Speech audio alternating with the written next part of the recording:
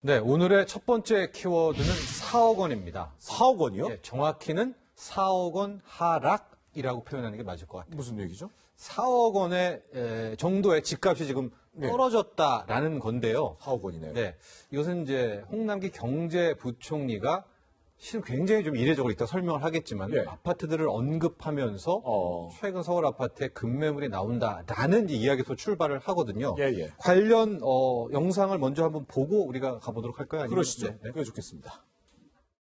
8.4 공급 대책 이후 1개월이 지난 현재 나름의 성과가 나타나고 있는 것으로 평가됩니다. 상당 지역에서 가격이 하락한 거래도 나타나는 등 시장에서 쏠림 현상이 많이 완화된 것으로 파악됩니다. 아니, 홍 부총리는 그러면 어느 아파트를 지금 지목한 거예요? 네, 이제 그 아파트 한 네 군데를 보면은요. 네. 아마 시청자분들도 뭐 그곳이라고 알 곳들입니다. 유명한 서초구에 A 아파트가 있고요. 송파구에 B, 그다음 마포구에 C, 노원구에 있는 저 네 아파트들인데요. 네. 잘 보시면은 서초구에 그 이제 저게 마포자이. 전용 84제곱이니까 우리가 말한 34평형 정도인데 네. 무려 4억 원 넘게 떨어진 24억 원에 이제 실거래가 됐다. 예. 라는 것이고요. 그다음에 송파구의 리젠시 같은 경우에도 거의 2억 5천만 원 이상. 예. 그다음에 마포구의 마포 레미안 푸르지오 59니까 뭐 한 20평형대인데요. 예. 이게 11억 원에 거래가 됐다. 약 3억 원 정도 예. 순간적으로 급락한 거니까 예. 이것을 언급을 하면서 8.4 공급 대책이 어느 정도 이제 궤도에 올랐다라고 이제 이야기를 한 것이죠. 아니, 평론가님. 뭐 없는 얘기를 지어내진 않았을 거고, 실제 이 서초구의 반포자이 같은 경우 4.1억 싸게 팔린 게 있다는 건데. 네, 그렇죠. 이게 그러면 지금 정말 문재인 정부의 부동산 정책 드디어 효과를 본 거예요? 일단은 정책 때문에 이 정도의 급매물이 나와서 가격을 체결됐다라고 볼 수가 있는데요. 예. 사실 지금 워낙 많은 대책들이 있어서 예. 세무사들도 헷갈리기도 하는데 다주택자 그리고 법인 매물 같은 경우에는 네. 올해 연말까지 이제 팔아야 예. 훨씬 더 유리하게 되는 하고 예. 적어도 내년 6월 이전에 여러 가지 이제 규제들이 나오게 되는데 네. 지금 모습들을 보면 이제 특히 지방 쪽에서는 법인들과 네. 다주택자들의 매물이 나오고 있는 것으로 이제 판단이 되고 있고요. 네네. 이번에 이제 이렇게 급락해서 체결된 아파트들은 현재 뭐 부동산이라든가 이제 중개업소에 따르면 이들 매물이 나온 것으로 보여준다 이렇게 평가하고 있습니다. 그러니까 이게 일반적인 거예요? 그런데 이제 이거 두 군데를 우리가 함께 봐야 되는데 네네. 만약에 이제 홍남기 경제부총리가 정말로 이 서초구에 그 A 아파트가 4억 원 넘게 떨어졌다라는 것이 실은 모든 거래에 적용됐다면 부동산 거의 이제 초입에 들어갈 텐데요. 네네. 근데 이제 또 다른 자료가 있습니다. 이거 역시도 실거래가인데 예. 앞서 그 아파트 있지 않습니까? 네네. 서초구의 A 아파트 먼저 표에 나왔을 텐데 84제곱입니다. 전용 이제 네. 34평형인데요. 실은 8월 17일 날 실거래가로 또 28억 원. 문제는 근데 이게 신고가를 또 이 그러네요. 아파트의 경우에는 찍었다라는 것이고요. 예. 마포구의 아파트 같은 경우에도 또 11억에 아까 체결된 것도 있었지만 네. 지금 보시면은 14억 원이 넘는 14억 5천만 원에도 또 체결돼 있는. 그러니까 이제 두 개의 자료가 함께 나와 있는 거예요. 즉, 예. 두 개의 거래가 함께 성사되고 있다. 이제 이렇게 볼 수가 있습니다. 예. 그러니까, 실은 홍남기 경제부총리는 이쪽을 바라봤지만 또 한켠의 시장에서는 동시에 신고가로도 또 그러게요. 거래가 되고 있는 이런 모습이지 않습니까? 네. 그래서 지금 이제 부동산 중개 또 부동산 전문가들은 이제 어떻게 판단하고 있느냐. 다주택자의 급매물이라든가 법인들의 급매물은 실은 시장에서 뭐 부동산 중개업소에서 거래되는 것보다는 지인들 혹은 친족들에게 예.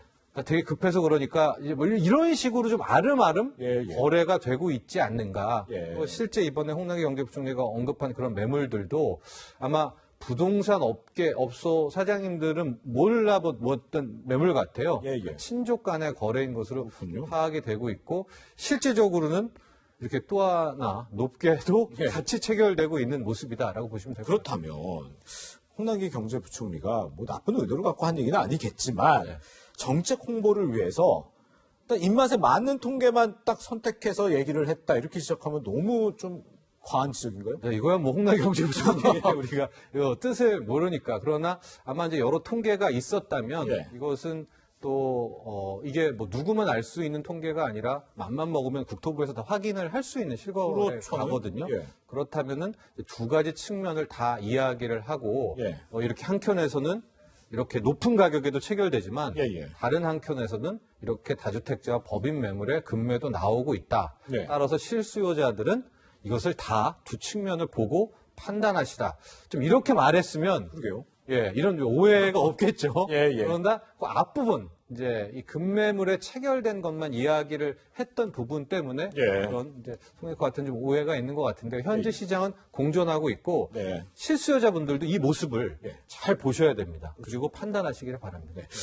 그 홍남기 부총리가 이 얘기를 한 같은 장소, 같은 회의에서 또 한 얘기가 사실 내년 7월부터 3기 신도시 사전 청약 시작한다는 얘기였잖아요. 네. 이것도 지금 관심이 상당히 뜨거운 것 굉장히 같아요. 크죠. 또 예. 우리가 항상 얘기할 때 부동산 규제의 마지막 퍼즐은 공급 대책이라고 예, 얘기를 했고 결국 8사 공급 대책이 나오지 않았었습니까? 예. 이제 여기 1년 속상석에 있는데 예. 향후 6만 가구, 내년에 3만 가구, 후년에 3만 가구 이 6만 가구를 예. 사전 분양을 한다는 겁니다. 어. 이 사전 분양이라는 것은 우리가 막 집이 없고 막 괴롭고 막 이럴 땐 불안하잖아요. 예, 예. 그래서 요즘에 패닉 바잉이라고 해서 막 영혼을 다 끌어다가 집을 사게 되는데 네. 미리 청약을 하는 거예요, 사전에. 아, 내 집이 어디에 하나 당첨이 된다. 네네. 그럼 이분들 같은 경우에는 굳이 패닉 바잉을 안 하겠죠. 그렇겠네요. 막 더 높은 프리미엄을 주고 안 사겠죠.라고 예. 해서 이제 정부가 그 사전 청약에 대한 이제 큰 틀의 계획을 이제 밝혔습니다. 예, 예. 내년 같은 경우에도 보면 우리 뭐 3기 신도시 그런 내용들이 있지 않습니까? 예. 뭐 왕숙이라든가 하남 교산이라든가 부천이라든가 고양이라든가 이런 것들이 쭉 있고요. 네. 후년 같은 경우에도 2022년에도 3만 가구 이렇게 두 개가 이제 같이 사전 청약에 대한 이야기들이 나왔는데 네네.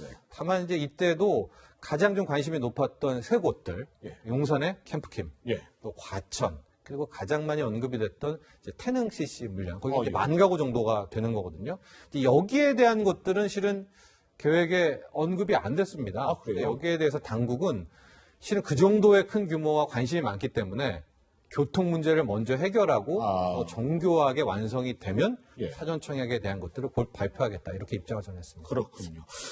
누구나 사전 청약할 수 있는 거예요? 조건은 없어요? 아 있죠. 아, 다주택자는 안 되겠죠. 안 되겠죠. 네, 무주택자고 예, 예. 당연히 여기 공공택지분이 있기 때문에 청약 저축은 갖고 계셔야 된다는 네, 네. 말씀을 해드리고요. 예. 해당 지역 거주 우리가 분양받고 청약하는 거와 거의 비슷한데 예. 다만 이것은 사전 청약입니다. 네. 사전 청약이 있고 본 청약이 있기 때문에 네네. 예, 사전 청약할 때에 거주 요건이나 이런 것을 못 맞추더라 하더라도 네네. 진짜 본 청약 때까지 나머지 요건들을 채우면 예. 당연히 이게 인정을 받게 된다라는 것이고요. 뭐 소득 같은 경우에도 사전 청약 당시에는 낮아가지고 여기에 이제 뭐 됐다가 네. 본 청약이 됐는데 막 너무나 소득이 잘 벌게 된 거예요. 예. 그랬을 때는 자격을 박탈하지 않습니다. 아, 그래요? 사전 청약대로 소득 조건을 매긴다는 이제 이렇게 좀 최대한의 배려를 하고 있습니다. 네. 그리고 사전 청약 물량의 절반 이상이 특별 공급이라면서요? 네. 사전 청약 물량 중에서 이제 3만 가구, 3만 가구, 6만 가구가 나오는데 네. 그 중에 절반 좀 넘는 55% 아, 예, 예. 특공이라고 해서 이제 따로 라운드를 만들어서 네. 이제 막 우리가 아파트 청약하는 게 아니라 이제 따로 하게 되는데요. 어떤 사람들이? 그게 한 네 가지입니다. 예. 신혼부부가 있고요. 어. 생애 최초 네. 처음으로 집 사는 또 그런 경우 다자녀 또 노부모를 부양하는 이런 분들에 한해서는 이제 특별 공급 물량을 따로 55 절반 이상이면 상당히 많이 떼어놓는 이제 그런 모습이다라고 볼 수가 있겠고요. 예, 예. 또 하나 지금 아직 정확하게 다 나오진 않았지만 신혼부부 같은 경우 혹은 이제 맞벌이 같은 경우에 소득 요건으로 네네. 못 받는다 이런 이제 2030들의 굉장한 좀 이런 목소리들이 있지 않았었습니까? 예, 그래서 소득 기준도 상당 부분 좀 완화하지 않을까 또 이렇게 예상을 해볼 수가 있습니다. 네. 어쨌든 뭐 부동산 참 관심이 많기 때문에 홍남기 경제부총리 한마디 한마디가 정말 큰 뉴스가 되는 것 같습니다.